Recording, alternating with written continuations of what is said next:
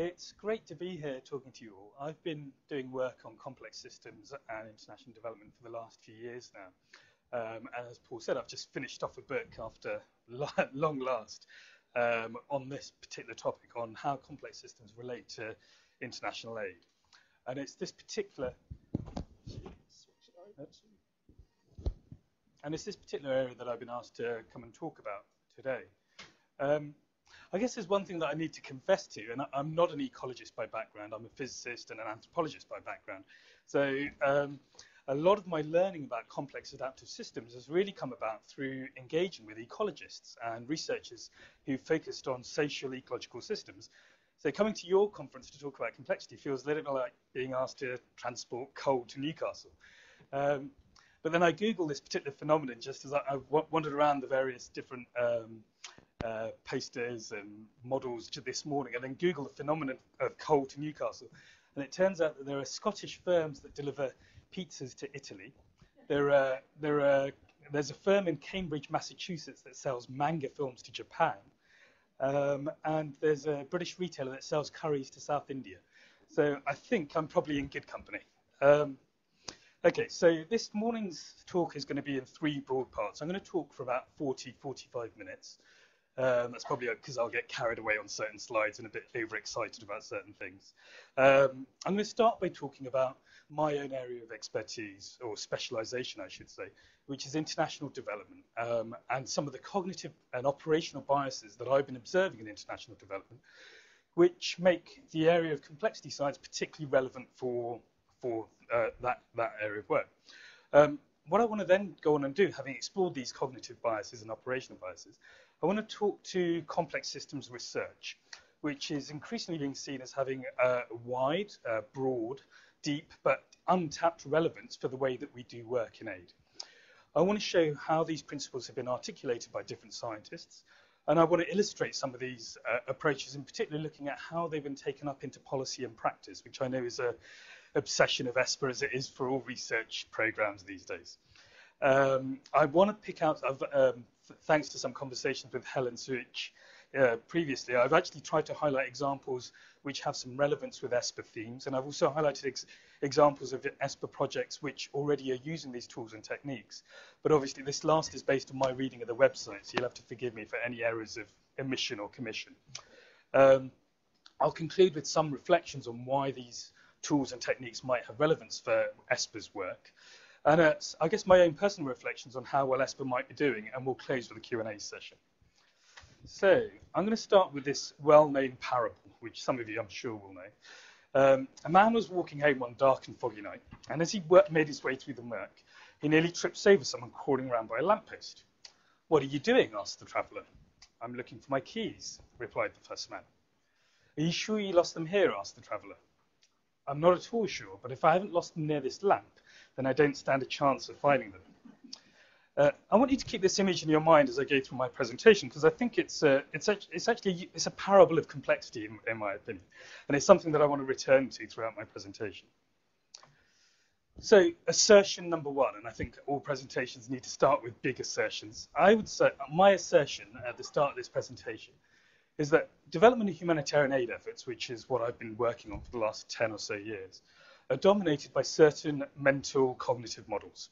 And you can see evidence of this throughout the strategic approaches, the learning approaches, the way in which aid agencies evaluate the performance, and the way in which they organize themselves.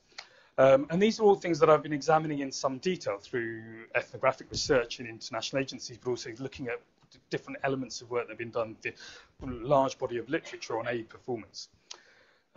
And if I was to summarize this, I think it's probably fair to say that international agencies essentially think and act as if the economy, the natural world, societies in general, could be described as analogous to a wind-up clock, essentially a near-Newtonian model of the world. And the idea is that you can analyze a particular problem into parts, you can precisely understand the relationships between those parts, and any given system is nothing more than the sum of those parts. And therefore, we act as if we can predict and precisely manage the behavior of these systems. And so the role of development and humanitarian managers in this context is to predict and plan and control And the idea really is that increasing levels of control, whether it's over nature or people or over things, will ultimately improve processes, organizations, quality of life, and entire human societies. Now, problems remain, I think it's fair to say. This way of thinking is associated with some underlying assumptions about systems, about networks, about behaviors, and about dynamics of change. And I just illustrate these quickly here. Essentially, it assumes that systems are ordered and reductionist, that parts could reveal a whole, that there's a degree of certainty and knowability to systems, about individual behaviors, that individuals use rational choice to make their decisions, that behavior and action can be specified from the top down, and that perfect knowledge is possible of different outcomes. That in relational terms, that actors can be treated as independent and atomized, that these relationships can be ahistorical and can be designed by external actors, and that change is the direct result of actions, that it's proportional, additive, predictable, that you can hold one thing constant while you work on other things, and that they're simple models of cause and effect. And this is problematic in all kinds of ways, but if you look at the way in which, and I'm not saying that any individual or even organization might hold this belief, but the institutions of aid end up articulating this time and time again through the way in which they plan things, the way in which they monitor things, the incentives within the system. They all reinforce this fundamentally simplifying model of the world. This is not to say that this is a bad thing. I think that these things, and this has been identified by people that have actually looked at how organizations, different models of organizations work, these situations work well in certain situations, specifically where machines work well. So they are ideal when you've got straightforward task, a stable context or operating environment, identical duplicable products, compliant, reliable, predictable parts, which includes the human components. So does anyone want to raise their hand if their working world resembles this picture? These ideas have their origins not just in Newtonian mechanics, but in Taylorist scientific management models of the early 19th and 20th century. So this is what Henry Ford used, for example, to deliver any color car as long as it was black. These ideas aren't useless, but as I'll argue shortly, they work very well in certain kinds of situations, but not in others. And this leaves us with a very obvious question. How well do these assumptions match the reality of development in humanitarian work? My argument in my book and previously in other publications, and this is an opinion that I think is becoming kind of widely shared, is that development in humanitarian aid is rife with wicked problems. Actually, these criteria, much more clearly describe the kinds of problems that we face when we're working in international development. So they're difficult to define clearly, there are many interdependencies, there are unforeseen circumstances, they're often not stable, there's no clear solution, there's social complexity, there's not the responsibility of any one organization, and it often involves changing behavior. And some of you will recognize this definition of wicked problem. It's a term developed by urban planners in the 1970s to describe urban context. And I would argue that we live and work and do research in a world dominated by complex systems with exactly these characteristics. So ecological systems are complex, and the costs of treating them like simple ones are all around us at the moment. Climate is clearly complex. The economy, something that we're only really realizing after the financial crash. And even I don't know if any of you follow financial markets and the kinds of things that are going on there, but the recent regulation that's been put forward by the UK government actually doesn't take into account the wealth of research that is showing how complex this system is. And they've essentially put in place regulation that someone's described as laying a trunk across half of a river in order to try and stem the tide. Power systems, electrical systems, energy systems are complex. Look at the North American electrical grid. Food systems, information systems, organizations. I think they can all be described as complex systems. And this essentially gives us a mismatch between the way in which we work, the philosophy and the incentives of our organizations, and the reality of the world around us. So what do we do in the face of this mismatch? Now, I can't speak broadly, but what I've observed in international organizations is the observable tendency to try and do the wrong thing righter. Let me explain what I mean in a bit more detail. So the first thing is that international agencies will try and lock down a problem definition. They know that there's a problem that's complex, like malaria eradication, but they lock it down to a problem that they can solve, like bed nets. Therefore, let's focus on bednets and let's say that's the problem. And let's specify objective parameters by which we can measure the success of delivering bednets. And let's work on that whole basis. And a senior official in an unnamed donor said to me recently, more than anything, we want simple problems with simple solutions so we can demonstrate value for money. Another obvious thing that's done is to cast the problem just like a previous problem that has been solved. So you ignore or filter out any of the evidence that complicates or messes up the picture. Again, drawing from health, the social vaccine approach to HIV/AIDS is a really good example of how this, what worked in Uganda doesn't necessarily work everywhere else. And there's recent research that's been done by the STEP Centre and others at IDS that shows that actually attempts to scale up health interventions across the board are prone to this best practice type approach. Another thing that we do is to say that there's just a few possible solutions, and therefore it's either you go for the simple solution or we don't do anything. So a kind of classic way that politicians have engaged with this is, do you want to increase aid or do you want poor people to die? And that's what international agencies have kind of picked up on as well. So it's a way of locking down the possibility space.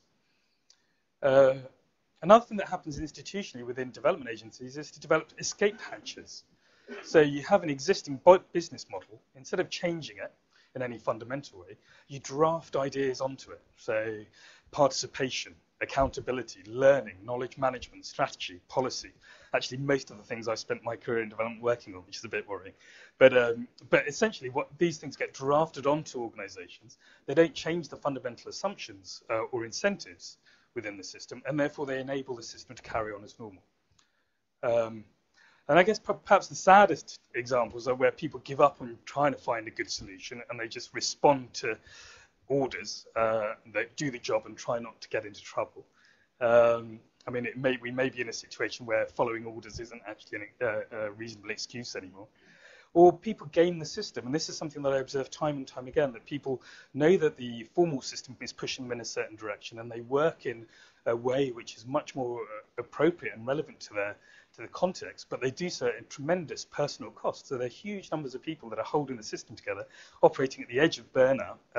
You go and you do evaluations, you talk to them, and these things end up being almost like counselling sessions because they're talking to you about the huge load that they're on, and they have to game the system. And I think these are all examples of how, in the international system, we're trying to do the wrong thing righter. I just want to remind you quickly of this parable of the man under the lamplight at this stage. I think it was quite well summed up by an American political theorist called Thomas Dichter. I don't always agree with him politically, but I think he's got this spot on. He said, reactive development was something other than the complex and often opaque set of interactions we know it to be. We're all boxed into a collective illusion. Because of our urgency to end poverty, reactive development is a construction, a matter of planning and engineering. A rather less portentous example of the same basic point, which I really like. The Newtonian Model is staggering around the global stage like a mortally wounded Shakespearean actor. Why is this model so resilient, you might ask? I think certainly in the aid sector, it may have something to do with the fact, and this may seem provocative or cynical, I think it's better for individual and institutional reputation to fail conventionally than to succeed unconventionally. Anyway, I'd be interested to hear your thoughts on that later on. That said, for me, there's a heartening process. When I started to engage with this, I actually identified a whole range of researchers who are pointing to the ideas of complex adaptive systems as an alternative theoretical model for development. And these are researchers based in IDS, based in ODI, centres like the STEP Centre. They've been exploring these different ideas, different ways of thinking about development, to try and rethink the fundamental principles of what we're doing and why we're doing it when we talk about development. And I just want to move on to talk a little bit now about this movement. And there's a lot talked about complexity, and one of the most insightful thinkers for me, it was a gentleman called Warren Weaver, and he sowed the seeds of the complexity movement about 65 years ago. At the time, he was the scientific vice president of the Rockefeller Foundation. And in 1948, he wrote a 6-page article, which I think may well be the shortest piece ever to have inspired a new movement in scientific thinking. And what he essentially tried to do was to say, over the next 50 years, what should the Rockefeller Foundation be funding? And his basic argument was that science was dealing with different kinds of problems all the time. He argued that there were three broad kinds of scientific problems, and there was more progress that he'd seen on two of these three, and there was one that was being left out. So the first was what he described as problems of organized simplicity. These are problems of two or three variables.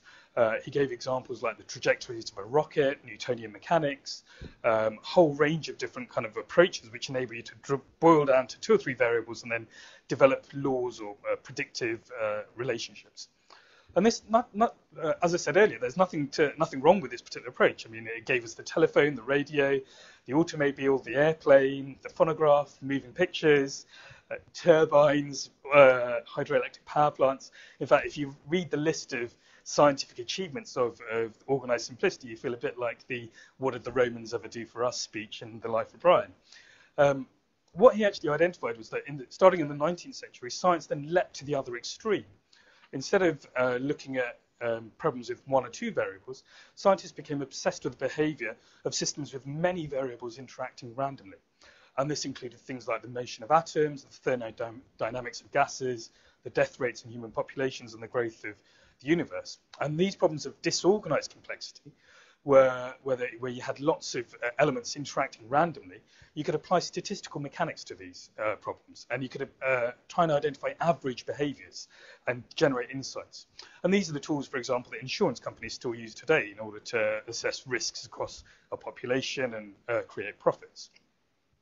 And what he identified and what would turn into complex adaptive systems were problems of organized complexity, which sat between the two. And these are problems which related to a sizable number of factors that were intricately organized together. And you couldn't simplify them to a few variables, nor could you apply statistics to gauge average behaviors. So things like commodity prices, economic development, the growth of cities, brain development, mass movements, the spread of disease in certain contexts, inequality. And what Weaver argued was that these problems of organized complexity were the biggest challenges for humankind over the next 50 years. He was prescient, and he identified two broad solutions. One was what he rather quaintly called electronic counting machines, essentially computers. And the second was multidisciplinary teams. And I think we've made more progress in the use of computers than we have on the use of multidisciplinary teams, although I'll come back to that in a second. Now, most people haven't heard of Warren Weaver, but actually you will have heard of the people that have cited it. And if you could just pick out three Nobel laureates in the last 50 years that have had a real influence: Frederick Hayek, Herbert Simon, Tom Schelling, all Nobel laureates in economics, and they all cite Warren Weaver in their Nobel laureate speeches. Jane Jacobs, whose work on urban settings, I'm sure many of you know, the last section of her famous book, Death and Life in American Cities, was actually called What Kind of Problem the City Is, and she cites extensively from this paper by Warren Weaver.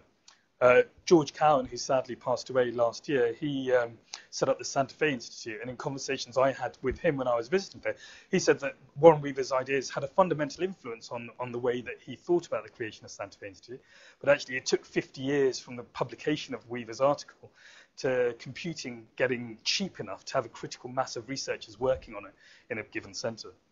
So he had a real influence, and you can actually see the influence of these ideas in more managerial approaches to complexity as well. So this is one which is used quite a lot, and I'll go through this quite quickly, but talk about trying to distinguish what kinds of problems we face. And some of you might have heard of the Kinefin framework, or this is one that's been developed by researchers working in the health sector.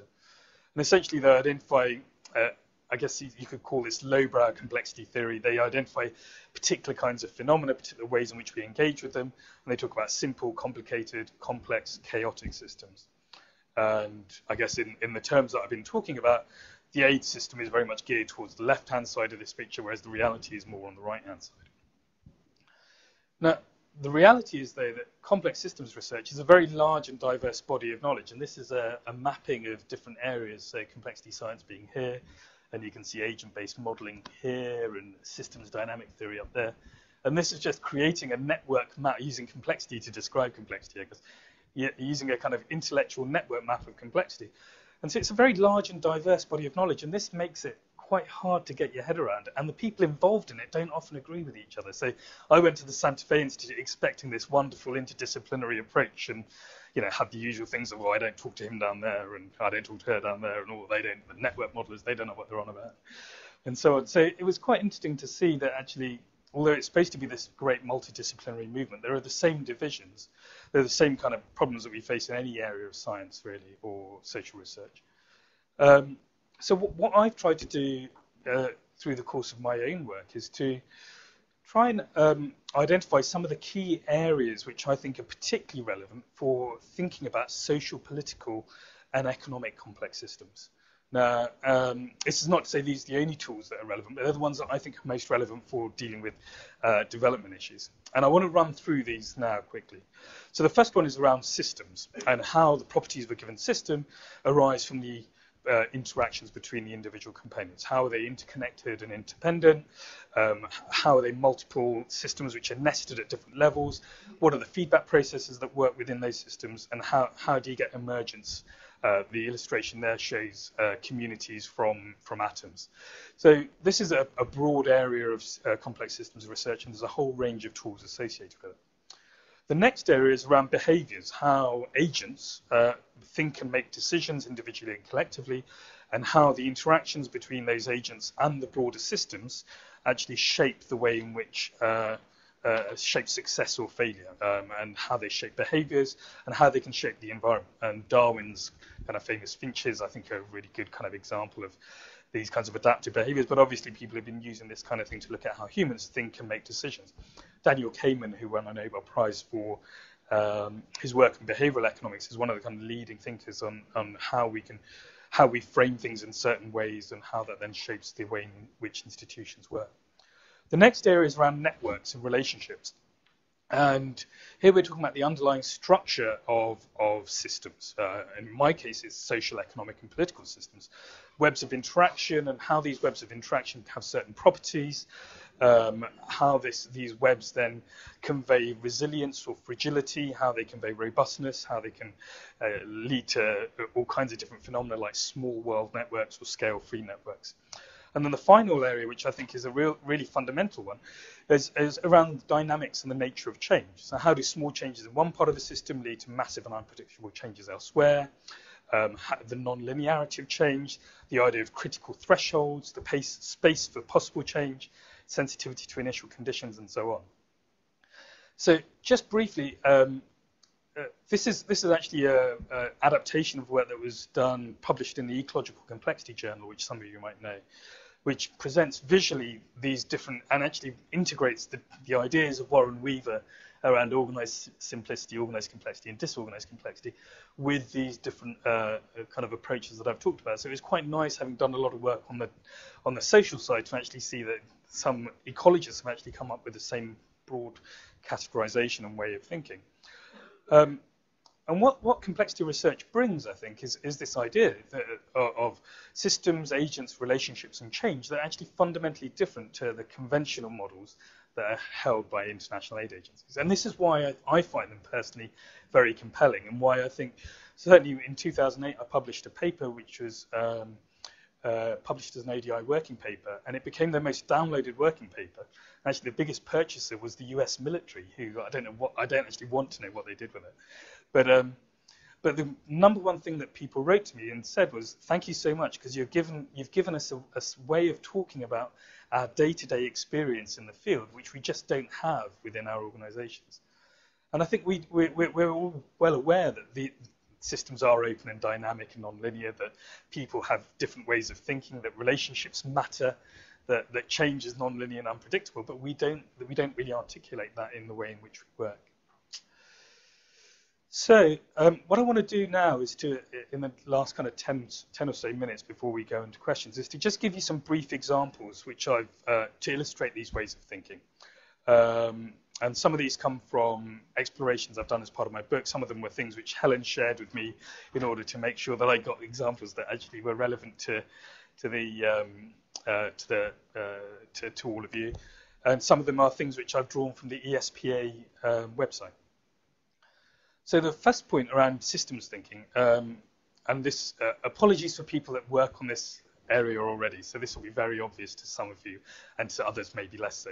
So systems thinking is exemplified by the transition from thinking about a problem in a closed, predictable way to an open, interconnected, and dynamic one way. So a good analogy is moving from this kind of thermostatic model of essentially a thermostat in a house or in a building, where you can control the temperature, and based on a certain input, you see an output, and then you change the temperature dials to get the result that you want. And this is how I think we deal with a lot of the systems in development. And I think the reality is something much more like this, which some of you will recognize as being the Earth Systems Science Model developed by NASA, which actually underpinned a lot of the IPCC models.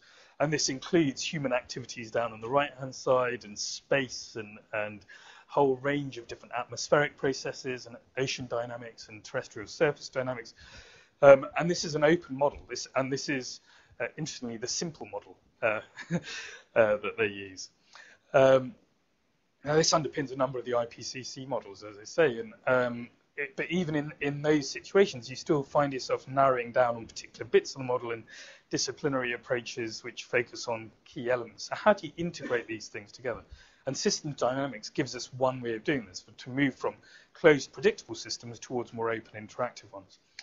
And one of my favorite examples of this is an approach called Operation Hope. And I actually came to this through the work of the STEP Centre, who had done a lot of work on dynamics. I don't know if you know the work of the STEP Centre, but Melissa Leach is here in the audience, and her team did some work on dynamics, and they talked about rangeland management, the classic approach to managing rangelands, treating land as if it was linear, predictable, closed, and all kinds of problems that were happening because of this. And that actually led me to the work of a gentleman called Alan Savory, who in Zimbabwe over the last 30 or 40 years has been applying systems thinking to try and reverse desertification. This won a prize, a Buckminster Fuller Prize in 2010. And essentially it's a really interesting example of the enhancement of what you could call ecosystem services. He's transformed 6,500 acres of parched and degraded grasslands in Zimbabwe, which is perhaps one of the most challenging places to do work of this kind, into healthy pastures. And this is despite periods of drought and political stresses. And I think it's a really important example of enhancing ecosystems, which is actually finally being recognized. And Savory essentially decided that you couldn't apply the best management practice that had for so long been sold by international agencies, which after all wasn't best management practice, it was North American management practices. And he said these principles on the right-hand side around being guided by dynamic realities, around changing goals continuously, being aware of the social elements of these systems, that conversations are actually much more important than plans, and accepting that things will unfold in unexpected ways. And I think one of the most important elements of this, and this is where it challenges existing ecological understanding and certainly rangeland management understanding, was that he did it by increasing the number of animals on the land rather than decreasing the number of animals on the land. Essentially, what he challenged this widespread theory that desertification was caused by overgrazing. Actually, desertification is caused by the institution that manages animals, and the way a single animal on a locked down pasture will eventually overgraze the nicest tasting plants. It will eventually happen. And what he actually identified, and this is actually a picture of a conventionally managed field and then the holistic management field, so it shows very kind of dramatically the difference between the two. And what he actually tried to understand was why in the pre-colonial era there wasn't the same level of overgrazing. It wasn't reported or there was less evidence of this. And you had grasslands that supported huge numbers of wild ungulates, and they recovered even from severe droughts. And what he actually hypothesized, that if you had enormous unfenced ranges, you could have all kinds of beneficial herd behavior that would just emerge naturally. And so large animals moving across in herds, they trample and compact soils in all kinds of ways, much like a gardener does, and they fertilize the soil with animal wastes. And it aligns itself with the ecosystem. It aligns itself with the way in which people naturally wanted to use things, because let's remember the natural the best practice management system imposed itself onto pastoralists who were migratory, and they didn't want to use these kinds of tools and approaches. So it actually aligned itself much better, and it improves rural livelihoods, and it increased wildlife populations. Now, it faced a lot of intense opposition from mainstream science researchers, but they're actually picking up on it. The last communique by the UN CD, sorry, I can't remember the acronym, but the UN Campaign for Combating Desertification, they actually listed holistic management as being one of the key tools that could be addressed in the future. Now, the problem is obviously that it doesn't get turned into the best practice or the silver bullet. And you'll recognize this kind of thing. There's a whole range of different conceptual frameworks which look at social ecological systems. And obviously, it doesn't need saying that Lynn Ostrom's work, or the late Lynn Ostrom's work, was especially important and influential in doing this kind of work. This is something which actually Georgina cites. It's a 2009 paper that was published in PNAS, but I think Georgina uses it in the ESPA Science strategy or knowledge strategy. And it's a really interesting application of, you could actually use this kind of, although Alan Savory doesn't like to use systems diagrams, he likes to talk to people.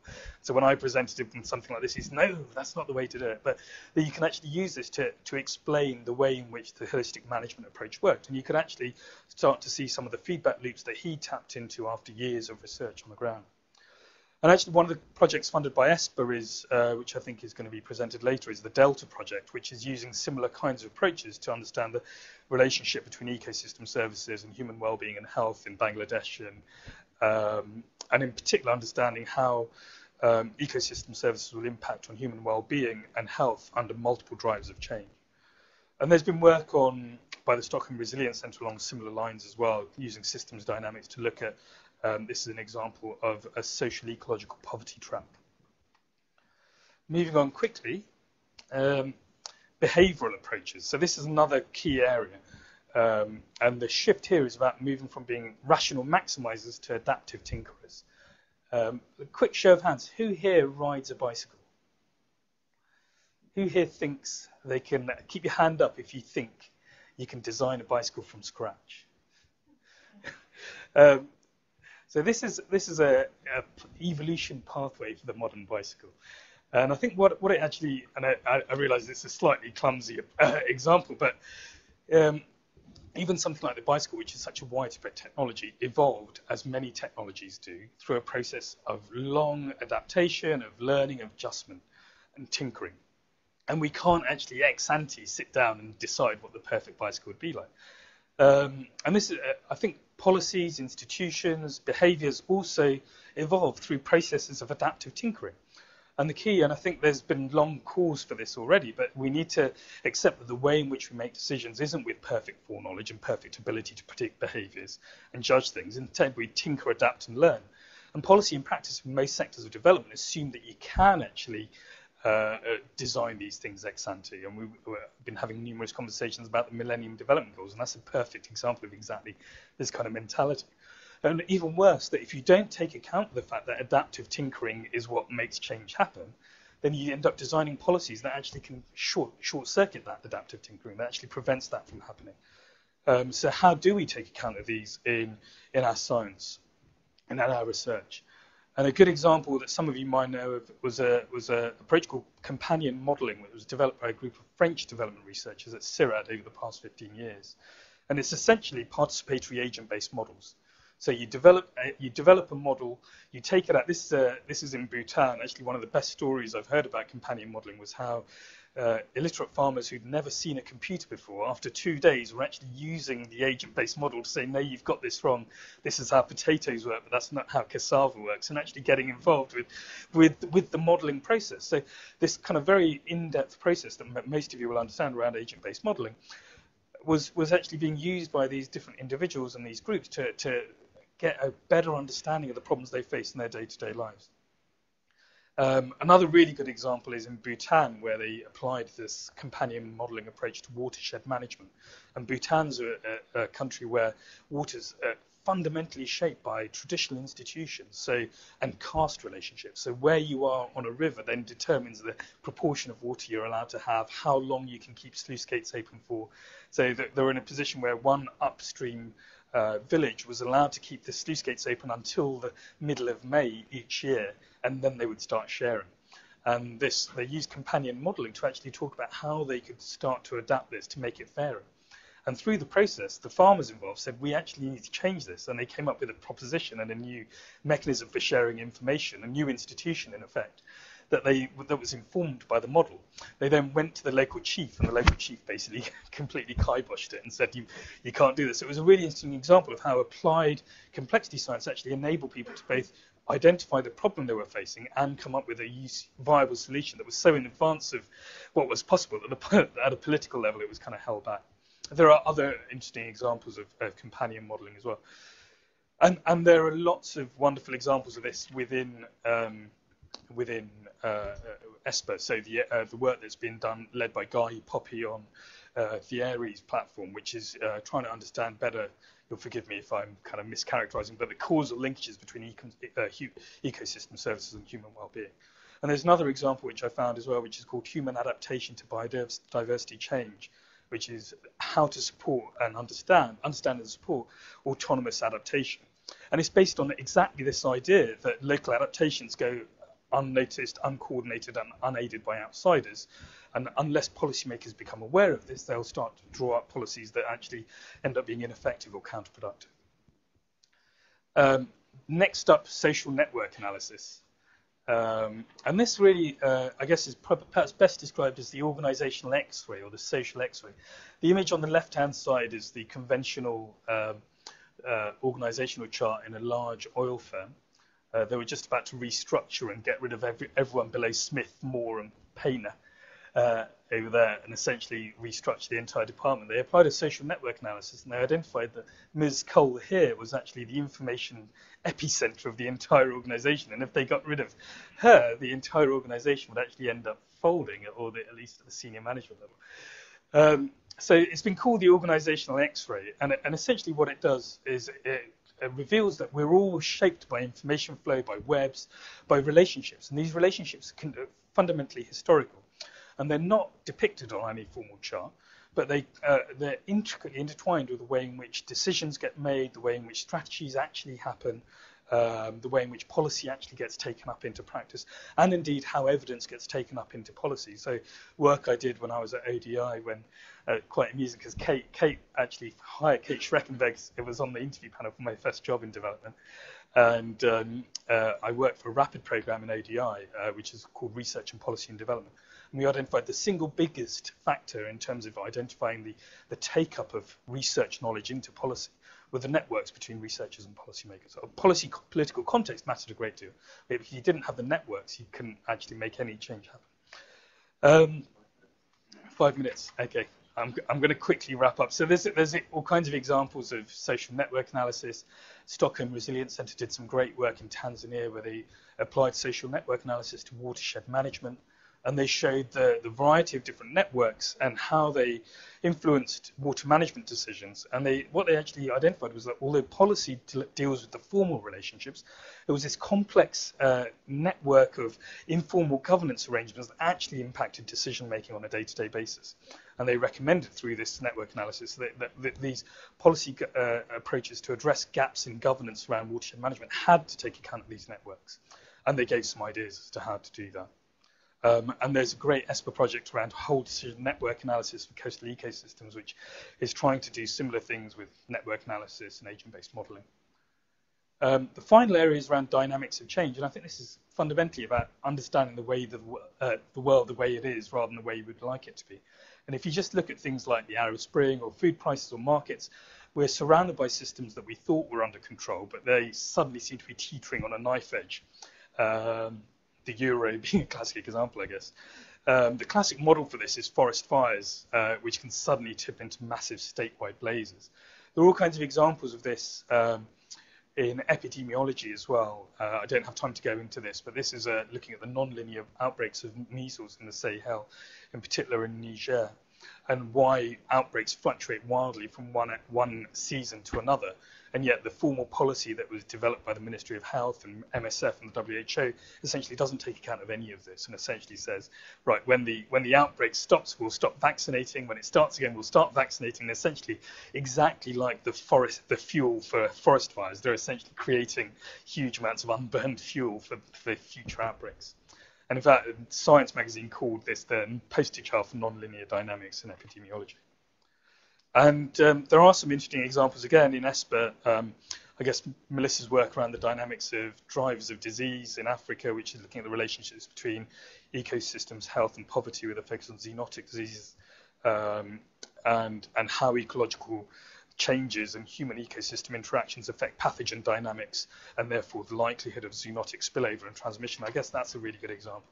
There's another example in China which starts with the notion that conventional models don't take account of dramatic changes, and therefore they look at this is actually one of my favorite examples from the ESPA project. There's 200 years of data to show how a particular the Yangtze lower Yangtze basin has changed and been impacted by environmental changes over 200 years, and then develops an application using Google Earth to demonstrate this to policymakers over time. So where does all of this leave us? I think what I want to do is just illustrate, and this is a simplistic illustration, but sciences of simplicity at the top, which is what I would argue are the approaches that aid agencies are increasingly wedded to, and what complexity research brings. Now, for me, obviously this is a huge amount of research. There's hundreds, and if not thousands, of researchers out there working in each of these different areas. So it's a gathering of ideas from many diverse sources, which I've probably given a coherence that they probably don't deserve. But for me, the real value of this work is that it helps, and this may be because of where I come from, the aid world, it helps us bust these long-standing assumptions, these long-standing beliefs that the world is this way. And I think it can actually help us address the world the way that it is. And I'm not saying complexity is the only way to bust these assumptions, nor am I saying these assumptions aren't always right. I think we have to be able to interrogate the assumptions we have scientifically and say where they're relevant, we can use them. Where they're not, we can discard them. Interestingly, I'm just starting a project with DFID on operationalizing complexity in their own management approaches. And when I showed them this diagram, they said, oh, we're already doing a lot of this stuff. And I said, I think that is true, that actually that there is work being done to relax these assumptions, but it tends to be done in little bits. So a little bit of systems here or a little bit of networks there. And I think the challenge that complex systems researchers struggle with is how do you relax all of these unrealistic assumptions at the same time? And how do you create a way of thinking, a way of doing research that has much greater fidelity to the real world? And I think there's probably three ways of doing that. I think the first is to, as a lot of ESPA people have been doing, is to develop very specific models of particular social ecological interactions. Or you can develop models of classes of phenomena, which I guess is equivalent to Melissa's work on zoonotic disease, and actually try and compare those different phenomena and how they shape over time. And then I guess the third area is around developing new theories around social ecological processes. And all of these seem to be quite important for ESPA in terms of furthering knowledge, particularly around those interactions. I think it's important to note as well that as well as the more formal side of complexity, the kind of the more geeky side, which I guess I am quite drawn towards, there is also a very participatory element, and the really successful examples are the ones that see that you can't just have a scientist or a stakeholder provide with a one-way flow, but the process of developing the models and developing knowledge is itself seen as iterative, developing what some have called social ecological literacy. And I kind of confess that I still need translation in that area. So what's the relevance to ESPA? I think there's been a lot of work that's been done. There's an influential paper which Georgina cites, which talks about new research that considers the full ensemble of processes and feedbacks for a whole range of systems to better understand the dynamics and relationships between humans and the ecosystems that they rely on. I think perhaps Gary Peterson of the ESPA Advisory Board put it rather more bluntly. He said that the policy success of the idea of ecosystem services has rapidly outstripped its scientific basis. And I think if that's the case, then what can we do to put the science back in? And actually, it's interesting that if you look at the gaps, and this is my reading of the gaps in ecosystem service science based on work that Georgina and others have done, and they actually, these are the things that complexity science can actually tell us something about interactions and feedbacks, around behaviors and institutions and networks, and around dynamics. So there does seem to be a kind of loose overlap there between the issues that you're facing and what complexity science can bring. I guess I want to close with just a reflection back on the parable. I think complexity is a way of going beyond the lamplight. I think it's a way of exploring, but we shouldn't treat it as a silver bullet. We do need to interrogate these ideas. We shouldn't simply import ideas from ecology into society, but we need to have an interdisciplinary dialogue. A colleague at the Santa Fe Institute put it well. He said, complexity sciences are an engine for intuition. That's a way of helping us think. And certainly talking to people that are modelling, and they talked about their models being heuristic tools, a number of the people here, I think that they would agree with that kind of approach. I think that's very much the way that we should be seeing this, a way of getting a more interesting, more realistic intuition about the world that we live in. And I'll leave you with this thought from someone that spent a lot of time, I guess, working beyond the lamplight. Thank you very much.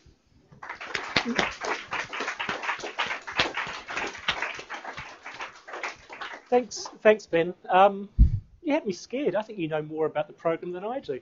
But it's really great to hear how you've used examples from ESPA to illustrate these really important issues. The one thing you haven't touched on, which I get when I'm sharing this with policymakers, is their aberrant fear of this word complexity.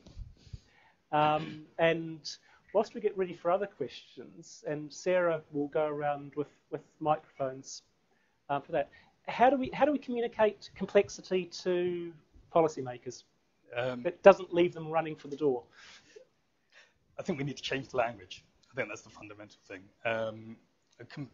Policymakers that don't like the idea of complexity will engage with ideas of adaptive management or evolutionary policymaking. And I think complexity scientists haven't really thought about the take-up. Most of the complexity scientists that I've met are much more interested in basic research than the take-up into policy. And I think actually finding people that are interested in seeing how you can get the insights from that science into policymaking circles. I think that's one set of ideas. The other thing is to wait for windows of opportunity. So the banking crisis was a tremendous example of a window for opportunity to change the way that people thought. Indeed, you had senior people in the Bank of England, the director of financial stability, a guy called Andy Haldane, wrote a paper with Robert May on the banking ecosystem, which was published in Nature magazine last year. And it was all about applying ecological models to banking. And it's had some traction, but not, unfortunately, amongst the key policymakers. The Europeans are quite interested in it for perhaps obvious reasons, but the Brits and the Americans have picked it up less.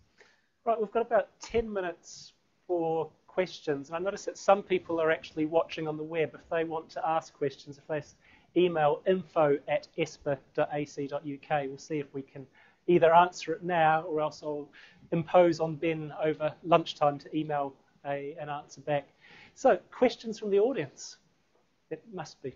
Jan, just if you wait for the microphone, please. Maybe take 2 or 3 at a time. Yeah. So my name is and one quick comment on your question, Paul. I think communicating with policymakers is awfully important. The whole resilience theory at the moment, all donors like it. We're talking is very, I would say, parametric kind of jargon which is used. And nobody understands quite well. But yeah, so there's an awfully important communication component over there. And that you mentioned on the submarine, mentioned several times, and basically what he's doing when it comes to natural resource management is nothing else than what managers in business are doing every day. It's called adaptive management, just to see where you are with your company.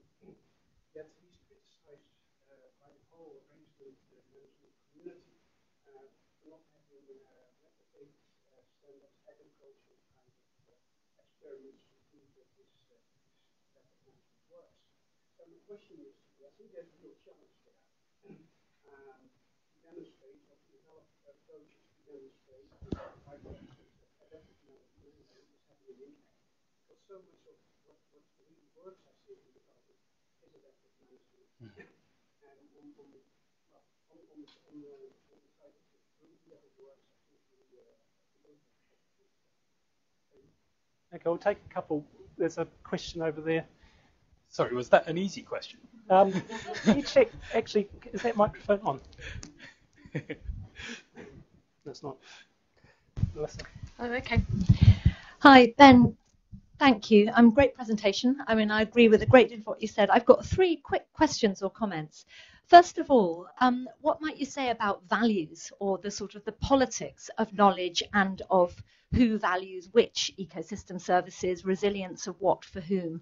What approaches within complex adaptive systems thinking have been useful in dealing with that? Because it's quite a key part of the ESPA agenda, as I understand it. The ESPA framework itself has a strong emphasis on who values what and why. So I'd like to hear your thoughts on that. Secondly, modelling. Again, a lot of ESPA work, and ESPA scientists are being encouraged to do modelling of various kinds. Is the best response to complexity to try and complexify our systems models in the sort of way that you presented some of the Santa Fe examples and the Earth systems models, so that we endlessly add more and more and recognize the openness and the nonlinearity? Or is another approach actually about having multiple models, multiple modeling approaches, and recognizing that they're going to present different lights, different angles, will reveal different aspects of the complexity that we're dealing with? So then the third question, if one takes that view, should we be thinking about any ESPA project with its interdisciplinarity and its multiple approaches and its links with policymakers and so on as a complex adaptive system in itself? And if we take that kind of view, what are the implications for how we plan and organize our research and do research projects? Are we all in this room part of or working in complex adaptive system type projects? So those are comments. I'm not sure they're really questions. Do you want to try answering those? Sure. Yep. In terms of the case for adaptive management, I'm a big believer in evidence, and I think that there are time and time again you can find examples of people using adaptive management approaches to get successes, and yet the story that's told afterwards is one of top-down. My favourite top-down kind of imposition, and you kind of cited business. My favourite example of an adaptive management approach is the story of Bill Gates and Microsoft.